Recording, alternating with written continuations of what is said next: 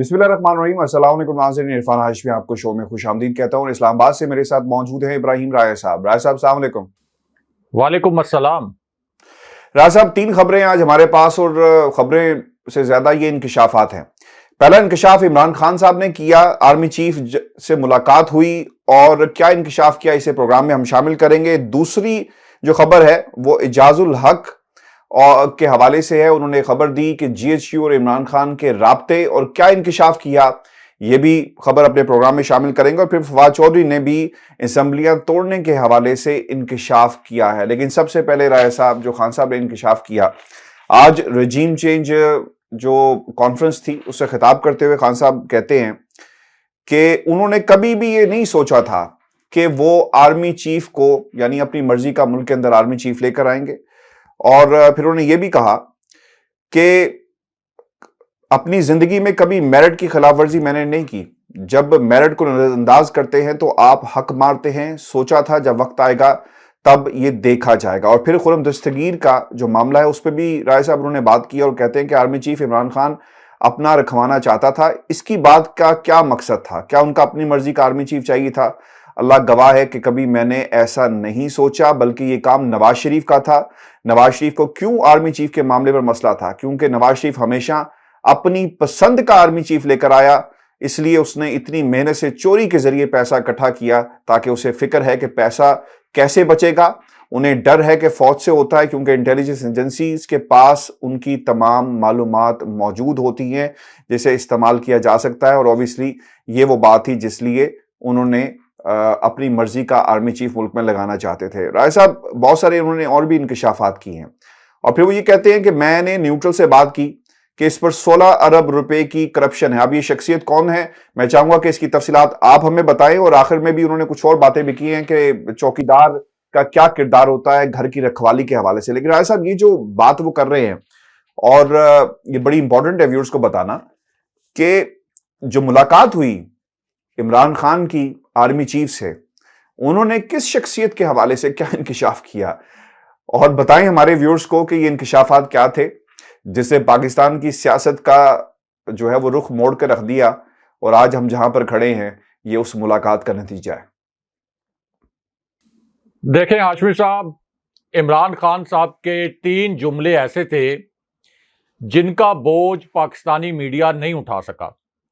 یعنی یہ 3 جملے ایسے تھے جن کو پاکستانی میڈیا نے سنسر کر دیا۔ یہ 3 جملوں پر مبنی جو خان صاحب کی ویڈیو تھی، اور یہ والا مخصوص جو ویڈیو کلپ تھا، اس کو چینلز نے کاٹ دیا۔ ویسے تو یہی میڈیا عمران خان صاحب کے دور میں آزادی اظہار کا راگ لاپتا رہتا تھا، اور ہمیں یہ بھی معلوم ہے کہ بہت سے صحافی ایسے تھے جو میاں نواز شریف کو تقریر کی اجازت دینے کے لیے اسلام آباد ہائی کورٹ چلے گئے تھے۔ حالانکہ میاں نواز شریف کو تو عدالت نے مجرم، اشتہاری اور مفرور قرار دیا تھا، لیکن اس وقت اظہار آزادی رائے کے اوپر اس طرح کا ایک نیریٹو بنایا گیا تھا کہ خان صاحب کے دور میں میاں نواز شریف کو تقریر کی اجازت نہیں ہے۔ حالانکہ ہمیں پتہ ہے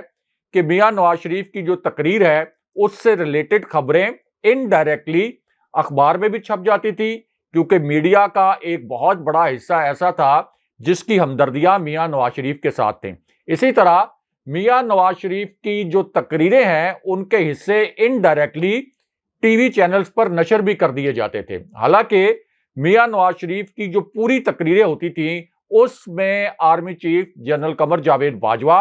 اور اسی طرح اس وقت کے D G I S I general Faiz Hameed اور پوری فوج کے اوپر سنگین ترین الزامات ہوتے تھے، اور ریاست کے اوپر الزامات ہوتے تھے۔ اس طرح کی باتیں وہ کرتے تھے کہ میں کارگل کے راز کھول دوں گا، لیکن اس کے باوجود میاں نواز شریف کی تقریریں ڈائریکٹلی اور انڈائریکٹلی پاکستانی میڈیا کی خبروں کا حصہ بنتی رہیں۔ لیکن خان صاحب کے یہ جو فکرے تھے 3، ان کو سنسر کر دیا گیا۔ لیکن چونکہ یہ سوشل میڈیا کا دور ہے تو اس لیے ہم اس پلیٹ فارم پر اپنے ویورز کے سامنے رکھتے ہیں کہ خان صاحب کے وہ کون سے 3 فکرے تھے جن کو سنسر کیا گیا۔ ایک تو ہاشمی صاحب، عمران خان صاحب نے army chief general Qamar Javed Bajwa کے ساتھ ایک ایسی ملاقات کا ذکر کیا جس میں شہباز شریف کے کرپشن کیسز پر خان صاحب نے بطور پرائم منسٹر بریف کیا تھا army chief general Qamar Javed Bajwa کو۔ یہ خان صاحب نے اس کانفرنس کے اندر بتایا کہ میری ایک ملاقات ہوئی نیوٹرل کے ساتھ، اور جب وہ نیوٹرل کا لفظ استعمال کرتے ہیں تو اس کا کیا مطلب ہے؟ اس کا مطلب ہے کہ وہ فوجی قیادت کے متعلق بات کر رہے ہیں، اور فوجی قیادت اس وقت کون ہے؟ ظاہر ہے کہ جنرل باجوہ اس وقت آرمی چیف ہیں۔ تو وہ کہتے ہیں کہ میں نے نیوٹرل کو بلایا تھا، اس کے بعد میں نے بتایا کہ شہباز شریف پر ایک ایف آئی اے کا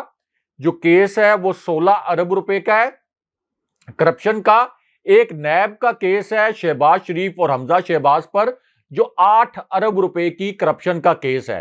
اور جب میں نے یہ بریفنگ دی تو اس کے بعد میں یہ تصور بھی نہیں کر سکتا تھا،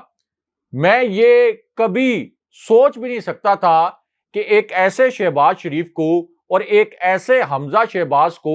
جس کے اوپر 16 ارب روپے کا ایک، 8 ارب روپے کی کرپشن کا دوسرا کیس ہے، میں فوجی قیادت کو بتا چکا ہوں، بریف کر چکا ہوں کہ اس کیس کے متعلق کس قسم کے ایویڈنس ہیں، اس کے باوجود وہی کرپٹ شہباز شریف اور وہی کرپٹ حمزہ شہباز اس قوم پر مسلط کر دیا جائے وزیر اعظم کے طور پر اور وزیر اعلیٰ کے طور پر۔ ایک تو خان صاحب نے یہ واقعہ وہاں پر سنایا، اور ظاہر ہے کہ خان صاحب اگر کیمروں کے سامنے یہ بات کر رہے ہیں تو اس کا مطلب یہ ہے کہ وہ 100% ذمہ داری لے رہے ہیں کہ جو بات وہ کہہ رہے ہیں وہ سچ کہہ رہے ہیں، کیونکہ جو نجی محفل میں بات کی گئی ہو، جو ذرائع سے لیک کی گئی ہو خبر ہو، اس کے اوپر آپ اکاؤنٹیبل نہیں ہوتے، لیکن جب آپ کیمروں کے سامنے بات کرتے ہیں تو پھر آپ اکاؤنٹیبل ہوتے ہیں، اس لیے آپ کو بڑی ذمہ داری کے ساتھ بات کرنا پڑتی ہے۔ خان صاحب چونکہ پرائم منسٹر رہے ہیں تو اس لیے انہوں نے یقیناً یہ بات ذمہ داری کے ساتھ کی ہوگی۔ پھر خان صاحب ایک اور بات کرتے ہیں جو ایک جملہ ٹی وی چینل نے سنسر کر دیا، اور اس جملے میں وہ کہتے ہیں کہ نیوٹرل کا گیئر نکل گیا۔ یہ انہوں نے بات کی کہ نیوٹرل کا راستے میں ہی گیئر نکل گیا ہے۔ اب چونکہ ہاشمی صاحب خان صاحب کے متعلق ہمیں معلوم ہے کہ جب وہ کوئی نیریٹو بناتے ہیں تو اس نیریٹو کو اتنی دلیل کے ساتھ اور اتنے آسان الفاظ میں، نپے تلے الفاظ میں لوگوں کے سامنے پیش کرتے ہیں، اور چونکہ وہ بیانیہ حق اور سچ پر مبنی ہوتا ہے تو لوگوں کو وہ بیانیہ سمجھ آ جاتا ہے، لوگوں کے دلوں میں اتر جاتا ہے، اس لیے لوگوں کو کوئی ابہام نہیں رہتا۔ ابھی آپ دیکھیں کہ اس سے پہلے تک جو فوجی قیادت کے لیے اصطلاح استعمال ہوتی تھی وہ طاقتور حلقے ہوتے تھے، فیصلہ ساز حلقے، اسٹیبلشمنٹ، لیکن اب نیوٹرل کی اصطلاح جو خان صاحب نے متعارف کروائی، اس کے بعد آپ دیکھیں کہ سوشل میڈیا پر کس طرح کے میمز بنتے ہیں، یعنی اس طرح کے میمز بھی بنتے ہیں کہ جو آپ کی گاڑی کا گیئر باکس ہے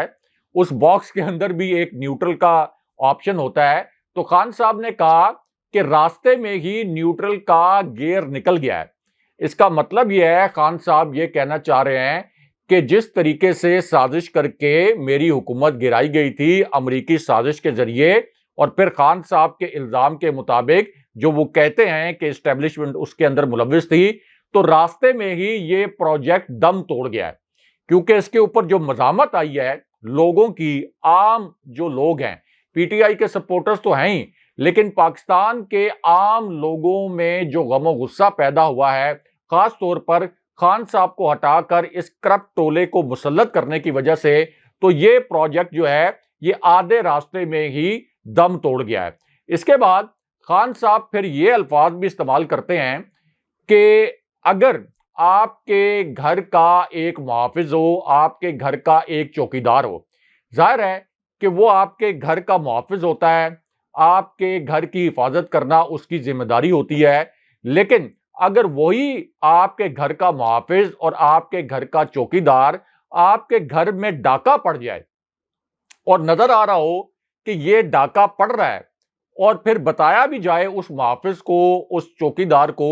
کہ ہمارے گھر کے اندر ڈاکہ پڑ رہا ہے، لیکن اس کے باوجود اگر وہ کہے کہ میں نیوٹرل ہوں، تو اس پوری صورتحال میں تو نیوٹرل رہنے کا کوئی آپشن نہیں ہو سکتا۔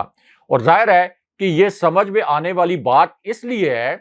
کہ خان صاحب نے جب وہ امریکی مراسلہ آیا تھا تو جو ہائیسٹ فورم ہے سول اور عسکری قیادت کا یعنی نیشنل سیکیورٹی کمیٹی، وہاں پر عسکری قیادت کے سامنے وہ مراسلہ رکھ دیا تھا، یعنی بتا دیا تھا کہ یہ پاکستان کے اوپر ڈاکہ پڑ رہا ہے، یہ ڈاکہ پڑ رہا ہے، آپ اس ملک کے محافظ ہیں،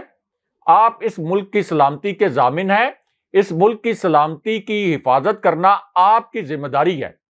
یہ آپ کا فرض بھی ہے، تو اس ڈاکے کو آپ روکیں۔ اور خان صاحب اب یہ شکوہ کرتے ہیں کہ اس وقت اس ڈاکے کو روکنے کے بجائے، اس سازش کو روکنے کے بجائے، اس وقت ہماری فوجی قیادت نے کہا کہ ہم تو نیوٹرل ہیں، اور یہ نیوٹرل رہنے کا وقت نہیں تھا۔ اس کے بعد خان صاحب یہ بھی کہتے ہیں، دہراتے ہیں وہ، کہ میری اور شوکت ترین کی، یہ پوائنٹ تو انہوں نے پہلے بھی بیان کیا تھا، یہ محافظ والا اور چوکیدار والا جو فقرہ تھا خان صاحب کا، یہ تو ٹی وی چینل نے سنسر کر دیا۔ تو خان صاحب کہتے ہیں کہ میری اور شوکت ترین کی نیوٹرلز کے ساتھ ملاقات ہوئی تھی، پورا میں نے نقشہ کھینچا تھا، شوکت ترین نے پورا نقشہ کھینچا تھا، کیونکہ ہمیں نظر آ رہا تھا کہ اگر ہماری حکومت گر گئی تو جتنی مشکل قسم کی معاشی اصلاحات کر کے ہم نے اکانومی کو سہارا دیا تھا اور اکانومی کو ہم رائٹ ٹریک کے اوپر لے کر آئے تھے، ہمیں وہ پتا تھا کہ یہ کس طرح سے معیشت ہماری پوری کولیپس ہو جائے گی، لیکن ہماری اس بریفنگ کے باوجود، وہ جو ہم نے بریفنگ دی اس کے باوجود نیوٹرلز نے یہ کہا کہ ہم تو نیوٹرل ہیں، اور آج جو نقشہ کھینچا تھا ہم نے اس بریفنگ میں، اسی نقشے کے مطابق پاکستان کی پوری جو اکانومی ہے وہ اس وقت کولیپس کر چکی ہے۔ پھر خان صاحب یہ کہتے ہیں نیوٹرلز کے متعلق ہی کہ امریکہ کے ہاتھوں ہماری جو قوتیں ہیں پاکستان کے اندر، جن میں سیاسی قوتیں بھی شامل ہیں، جن میں ادارے بھی شامل ہیں، ہماری اسٹیبلشمنٹ بھی شامل ہے، یہ امریکہ کے ہاتھوں ٹیشو پیپر کے طور پر استعمال ہوتے رہے ہیں۔ خان صاحب نے مثالیں بھی دیں، مثال کے طور پر بھارت کی، سری لنکا کی اور بہت سے ممالک کی، جو اس وقت روس سے تیل لے رہے ہیں، روس سے گندم لے رہے ہیں، کیونکہ انہوں نے امریکہ سے مرعوب ہونے کے بجائے، اپنے اقتدار کو طول دینے کے بجائے، یا امریکہ کی خوشنودی سے صرف اقتدار حاصل کرنے کے بجائے اپنے عوام کا جو مفاد ہے اس کو مد نظر رکھا، اور اس کے نتیجے میں روس سے 30% سستا تیل بھی لے لیا، 30% سستی گندم بھی لے لی، اور اب ان کے ملکوں میں جس قسم کی مہنگائی کا سامنا، اگر آپ بائنگ پاور دیکھیں، پرچیزنگ پاور دیکھیں پاکستانیوں کی، تو جس قسم کی مہنگائی کا سامنا پاکستانیوں کو ہے، اس قسم کی مہنگائی کا سامنا ان ملکوں کو نہیں ہے جنہوں نے اس وقت روس سے تیل لینا شروع کیا ہے۔ تو خان صاحب بھی ظاہر ہے کہ یہی سب کچھ کرنے جا رہے تھے، اور پھر عسکری قیادت کی رضامندی سے، ان کی مشاورت سے کرنے جا رہے تھے، کیونکہ عسکری قیادت نے تو یہ بھی خان صاحب کو کہا تھا کہ ہمیں روس سے ملٹری ہارڈ ویئر بھی چاہیے۔ اچھا، پھر خان صاحب، ہاشمی صاحب کے ایک کور کمانڈر کے ساتھ ملاقات کے متعلق بھی بات کرتے ہیں، اور یہ کہتے ہیں کہ ایک سابق corps commander Peshawar general Orakzai, ان کے ساتھ میری ملاقات ہوئی، اور اس ملاقات میں کور کمانڈر نے مجھے یہ بتایا، جو سابق کور کمانڈر تھے، وزیرستان میں ان کی ملاقات ہوئی، یعنی خان صاحب کی اور جنرل اورکزئی کی، تو خان صاحب کہتے ہیں کہ جنرل صاحب نے مجھے بتایا کہ جب ہم نے وہاں پہ امن معاہدہ کیا تو امریکیوں نے کہا کہ ہم آپ کو پیسے امن معاہدے کے لیے نہیں دیتے، جنگ لڑنے کے لیے دیتے ہیں۔ یعنی پاکستان کے اندر ایک امن معاہدے کے تحت ایک امن آ رہا تھا، لیکن امریکی یہ کہہ رہے تھے کہ جو ہم آپ کو امداد دے رہے ہیں یہ ہم آپ کو جنگ لڑنے کے لیے دے رہے ہیں۔ یہ مشرف کے دور کی بات تھی، تو جو ہمیں وہاں سے پیسے مل رہے تھے اس کے اگینسٹ ہم جنگ لڑ رہے تھے اپنی سرزمین پر، اور اپنی سرزمین کو اس وقت ہم آگ اور بارود کے کھیل کے اندر دھکیل رہے تھے، اور اس کے نتائج کیا آئے کہ 3 ارب ڈالر کے بدلے میں ہم نے 110 ارب ڈالر اور 80,000 جانیں بھی گنوا دی۔ تو خان صاحب نے اصل میں بہت ہی، آپ کہہ لیں کہ آسان الفاظ میں، آج کے جو یہ کانفرنس تھی اس میں کبھی کبھار تو خان صاحب نے حساس الفاظ بھی استعمال کیے، لیکن آسان الفاظ میں بتا دیا، کیونکہ یہ جو کانفرنس تھی اس کا تو عنوان ہی یہ رکھا گیا تھا کہ رجیم چینج کانفرنس، تو اس لیے بہت آسان الفاظ میں نشاندہی کر دی کہ یہ سازش اصل میں کہاں بنی گئی تھی، اس کے پھر اندرونی کردار کون تھے، اور پھر یہ بھی بتا دیا پوری ٹائم لائن کے ساتھ کہ کون کون سے مہینے تھے جن میں یہ سازش مرحلہ وار آگے بڑھتی رہی۔ پھر خان صاحب یہ بھی کہتے ہیں کہ مجھ سے لوگ یہ پوچھتے ہیں کہ جب پہلی مرتبہ یہ سازش ہوئی تو اس وقت آپ نے ایکشن کیوں نہیں لیا؟ اب خان صاحب کہتے ہیں کہ میں ان لوگوں کو، اور ان میں وہ مقتدر حلقوں کی بات بھی کرتے ہیں، کہ میں ان لوگوں کو یہ بعد میں بتاتا تھا کہ پاکستان کے اندر کوئی بھی ایسا بندہ جس کا کوئی ضمیر ہے، جس کے اندر کوئی کامن سینس ہے، جو پاکستان کے ساتھ مخلص ہے، وہ کبھی امیجن نہیں کر سکتا تھا کہ یہ شریف خاندان جیسا کرپٹ ٹولہ، زرداری خاندان جیسا کرپٹ ٹولہ دوبارہ اس کے لیے پاکستان کے اندر سپیس بن سکتی ہے حکمرانی کے لیے۔ اور وہ اس وجہ سے کہتے ہیں خان صاحب کہ ہاشمی صاحب، ہم صحافی چونکہ مختلف بریفنگز اٹینڈ کرتے رہتے ہیں، تو یہ تو فوج کا اپنا نیریٹو تھا، یہ تو فوج کا بنایا ہوا بیانیہ تھا کہ شریف خاندان اس ملک کو لوٹ کر کھا گیا۔ میں آپ کو یہ بھی بتا دوں کہ army chief general Qamar Javed Bajwa نے ایک بریفنگ کے دوران صحافیوں کو یہاں تک بتایا تھا کہ اسحاق ڈار جس قسم کی معیشت چلا رہے تھے اس سے پاکستان کو ناقابل تلافی نقصان پہنچا تھا، اور اسی طرح جنرل باجوہ نے یہ امپریشن بھی دیا تھا کہ چین سے اس وقت جو قرضے لیے گئے اس وقت ہماری پالیسی ٹھیک نہیں تھی، ہم نے جتنے شرح سود پر وہ قرضے لینے چاہیے تھے اس سے زیادہ شرح سود پر قرضے لیے۔ اور جنرل باجوہ نے اسحاق ڈار سے اس معاملے پر ایک سوال بھی کیا تھا۔ تو یہ تو فوج، اور فوج بھی ایسی نہیں کہ کوئی سابق فوجی قیادت، یہی فوجی قیادت، یہی آئی ایس پی آر ہمیشہ سے یہی بریف کرتا رہا صحافیوں کو بھی، جو بعد میں صحافی اپنے تجزیوں کی شکل میں اور خبروں کی شکل میں عوام کے سامنے رکھتے رہے کہ شریف خاندان اور زرداری خاندان انہوں نے اپنی کرپشن سے ملک کا بیڑا غرق کر دیا ہے۔ لیکن اب اس پوری صورتحال میں خان صاحب یہ کہنے میں حق بجانب ہیں کہ کوئی بھی تصور نہیں کر سکتا تھا کہ جن دو کرپٹ خاندانوں سے 30 سال کے بعد ہماری جان چھوٹی تھی ان کو مسلط کر دیا جائے گا، ایک ایسے حکمران کو ہٹا کر جس کو سپریم کورٹ نے صادق اور امین قرار دیا، جس نے دیوالیہ ہوتی ہوئی معیشت انہیرٹ کی تھی، اس کے بعد 6% پہ 5.97% پہ وہ گروتھ ریٹ کو بھی لے گیا۔ عالمی سطح پر جو مہنگائی تھی اس سے پاکستان کے غریب طبقے کو متاثر بھی نہیں ہونے دیا، کووڈ جیسے چیلنج سے نکال دیا، FATF جیسے چیلنج سے پاکستان کو نکال دیا۔ تو اب آپ بتائیں کہ پاکستان کے ساتھ اور پاکستانیوں کے ساتھ کتنا ظلم ہوا ہے، اور پچھلے 2 مہینے کے اندر اس امپورٹڈ حکومت نے پاکستانیوں کے اوپر جس قسم کا ظلم ڈھایا ہے، بلکہ ظلم تو بہت چھوٹا لفظ ہے، جس قسم کا عذاب مسلط کیا ہے مہنگائی کا، اس کے اوپر پھر سوالات کس سے بنتے ہیں؟ سوالات تو شہباز شریف سے اور آصف علی زرداری سے نہیں بنتے، سوالات اسی لیے پھر لوگ اداروں سے پوچھتے ہیں اور اداروں سے کہتے ہیں کہ جناب اب جو کچھ ہو گیا سو ہو گیا، اب غلطی سدھارنے کا وقت ہے اور اب اگلے الیکشن کے لیے راہ ہموار کریں۔ راج صاحب، جو دوسرا نقطہ ہے نا وہ بہت ہی امپورٹنٹ تھا، وہ آرمی چیف کی تقرری کا معاملہ ہے۔ خان صاحب یہ کہتے ہیں کہ میں اللہ کو حاضر ناظر جان کر کہتا ہوں کہ مجھے نہیں معلوم اور نہ میں نے سوچا تھا کہ نومبر میں نے کس کو تعینات کرنا ہے، اور جو کچھ بھی ہوتا ہے میرٹ پہ ہوتا ہے، لیکن اس چیز کو بہت زیادہ پولیٹیسائز کیا گیا ہے اور کہا یہ گیا کہ شاید جنرل فیض حمید کو بطور آرمی چیف تعینات کیا جانا تھا اور ایک پلان بن رہا تھا، اور خرم دستگیر اس بات کا سورس ہے، اس انفارمیشن کا، جو اب نہیں رکے گا۔ اور میرا خیال ہے کہ پاکستان تحریک انصاف کو اور پوری قوم کو شکریہ ادا کرنا چاہیے خرم دستگیر کا، جنہوں نے اندر کی نون لیگ کی صفوں کی جو بات ہے وہ پبلک کی۔ رائے صاحب، کیا لگتا ہے کہ یہ فیض حمید کو کیوں بار بار ٹارگٹ، جنرل فیض حمید کو ٹارگٹ کیا جاتا ہے، اور پھر تعیناتی کا معاملہ کیا خان صاحب سوچ رہے تھے؟ اور دوسری طرف نواز شریف صاحب کا ایک پورا ٹریک ریکارڈ ہے آرمی چیف کی تعیناتیوں کے حوالے سے، اور اب یہی دوبارہ ایک مقام جو ہے پاکستان کی سیاست میں بہت جلد آنے والا ہے جب ایک نئے آرمی چیف کی تعیناتی ہوگی، ایکسٹینشن ہوگی، کیا ہوگا ابھی اس کا فیصلہ ہونا باقی ہے۔ اور اس میں یہ بھی ایڈ کر دوں کہ جنرل فیض حمید نے آج جو کل قومی سلامتی کا اجلاس ہوا کمیٹی کا، اس میں بریفنگ بھی دی ہے۔ یاد رکھیے گا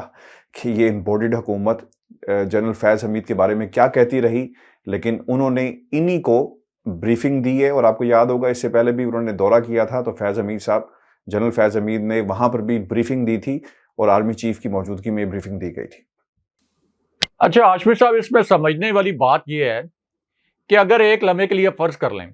ویسے تو خان صاحب یہ کہہ رہے ہیں کہ میں نے تو یہ سوچا نہیں تھا ابھی کہ میں کس کو آرمی چیف لگاؤں گا نومبر میں نے اس بارے میں ابھی کوئی ڈیسیژن نہیں لیا تھا، لیکن فرض کر لیں اگر خان صاحب نے یہ فیصلہ کر لیا تھا یا یہ سوچ لیا تھا کہ وہ جنرل فیض حمید کو آرمی چیف لگائیں گے، تو اس میں کیا ممانعت تھی؟ یعنی آرمی چیف کی تقرری کس کا اختیار ہوتا ہے؟ پرائم منسٹر کا اختیار ہوتا ہے۔ پاکستان کا آئین کیا کہتا ہے؟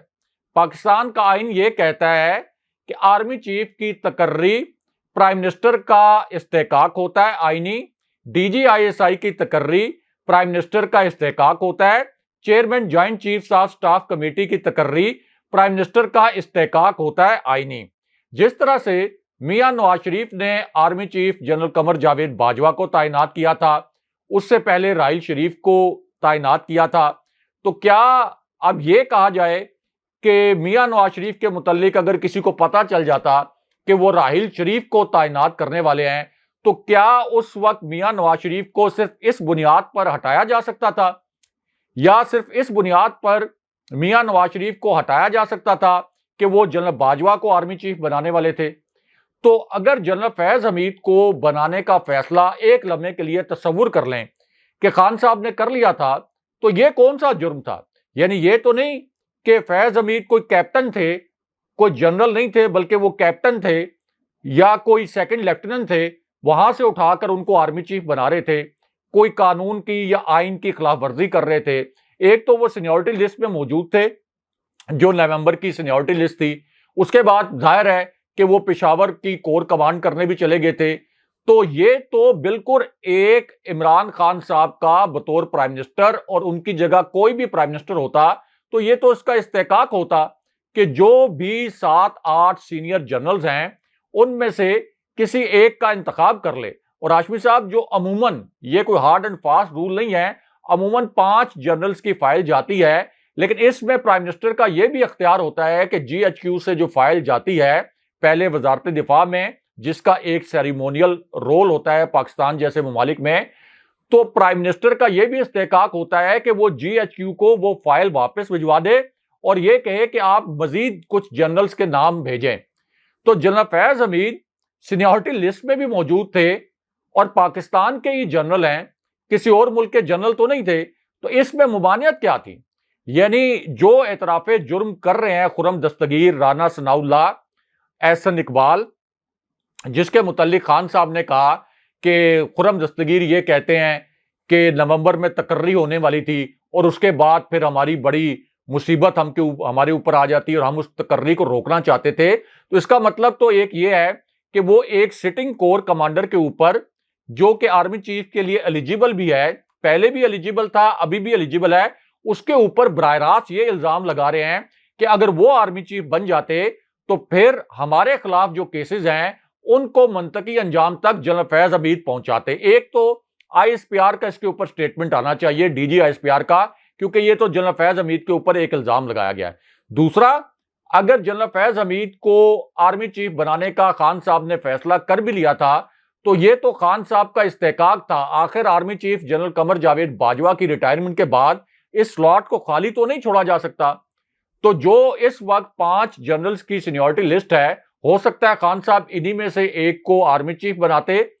ایک کو chairman joint chiefs of staff committee بناتے۔ اور ہاشمی صاحب، اس میں بہت اہم اور سمجھنے والی بات یہ بھی ہے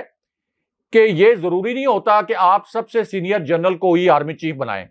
جنرل باجوہ کو جب آرمی چیف بنایا گیا تھا وہ سب سے سینئر جنرل نہیں تھے۔ جب راحیل شریف کو آرمی چیف بنایا گیا تھا تو سینیورٹی لسٹ میں وہ پہلے نمبر پر نہیں تھے، صرف جنرل اشفاق کیانی ایک ایسے جنرل تھے جب ان کو آرمی چیف بنایا گیا پچھلے 35 سال میں، تو اس وقت وہ سینیورٹی لسٹ میں پہلے نمبر پر تھے۔ تو اس کا مطلب یہ ہے کہ وہ جو آپ کے پاس سینیورٹی لسٹ آتی ہے اس میں پھر آپ دیکھتے ہیں، پروفائل سارے دیکھتے ہیں، پھر آؤٹ گوئنگ جو آرمی چیف ہوتا ہے اس کا بھی ایک ان پٹ ہوتا ہے، جی ایچ کیو سے جو فائل موو ہوتی ہے، یہاں تک کہ ہاشمی صاحب جو پرائم منسٹر ہوتے ہیں ان کے اپنے انٹیلیجنس ذرائع بھی ہوتے ہیں، اپنے جو سول انٹیلیجنس ذرائع ہوتے ہیں ان سے بھی وہ چیک کرتے ہیں ہر لیفٹیننٹ جنرل جس کا نام 4 اسٹار جنرل بننے کے لیے بھیجا جاتا ہے تو اس کے متعلق سول انٹیلیجنس ذرائع سے بھی معلومات اکٹھی کی جاتی ہیں. جیسے جنرل باجوہ کے متعلق اسحاق ڈار نے ایک بریفنگ میں بتایا تھا بطور صحافی، میں نے وہ بریفنگ اٹینڈ کی تھی، تو اس وقت اسحاق ڈار نے یہ کہا تھا کہ ہم نے تو جنرل باجوہ کو اس لیے آرمی چیف بنایا کہ ہم سمجھتے تھے کہ یہ ایک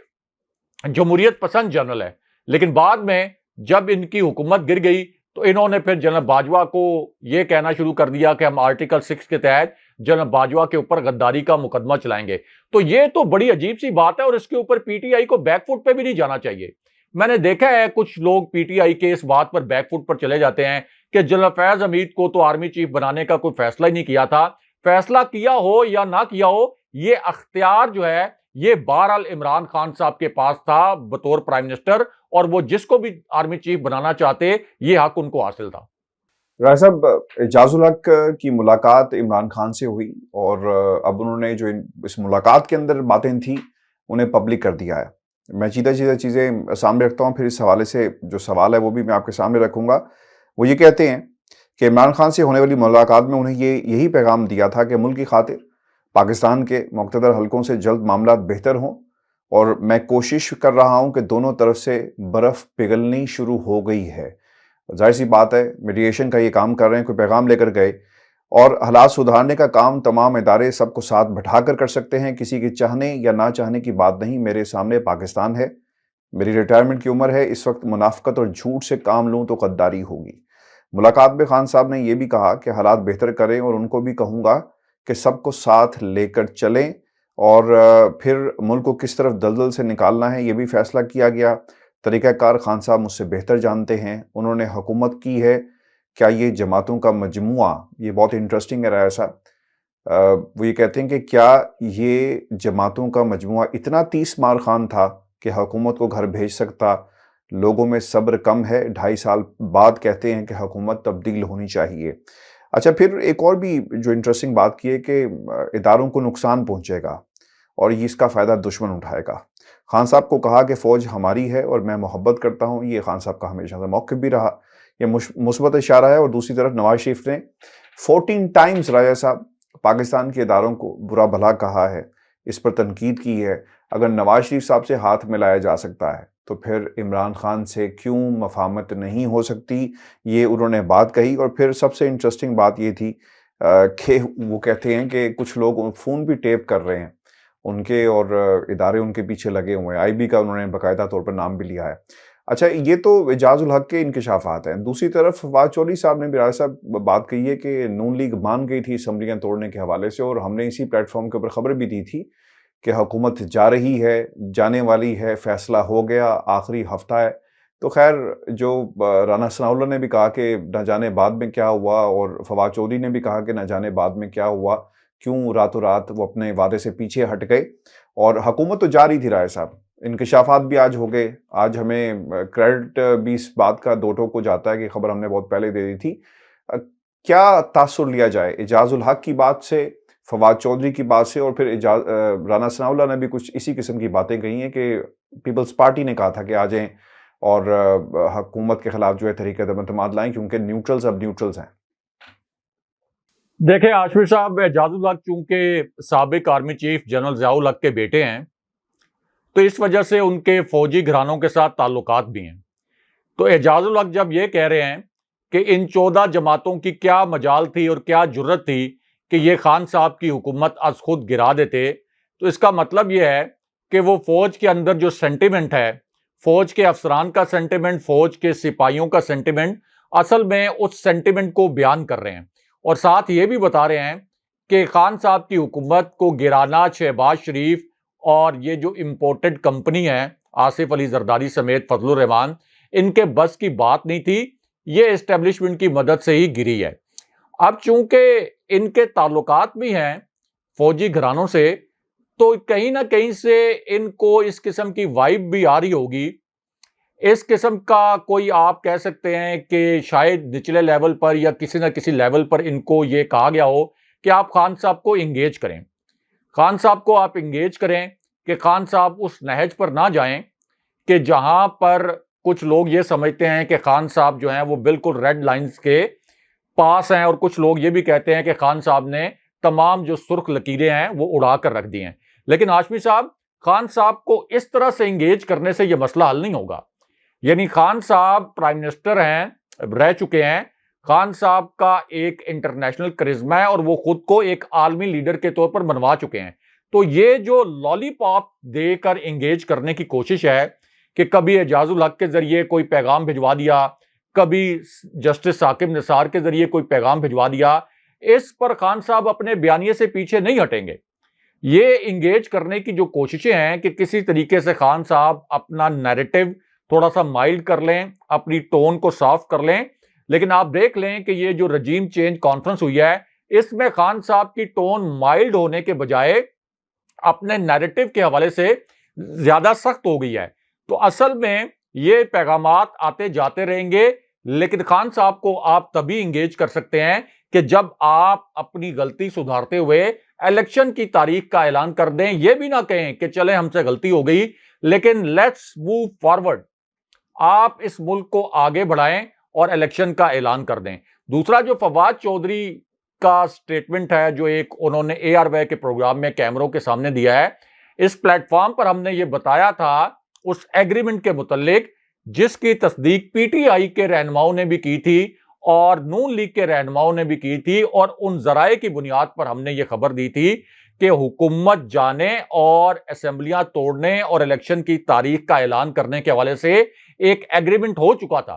لیکن بعد میں یہ نون لیگ، شاید کچھ حلقے یہ بھی کہتے ہیں کہ طاقتور حلقوں کی سپورٹ پر یا ان کے کہنے پر اس سے پیچھے ہٹ گئی، یا اس وجہ سے کہ خان صاحب کا جب لانگ مارچ آیا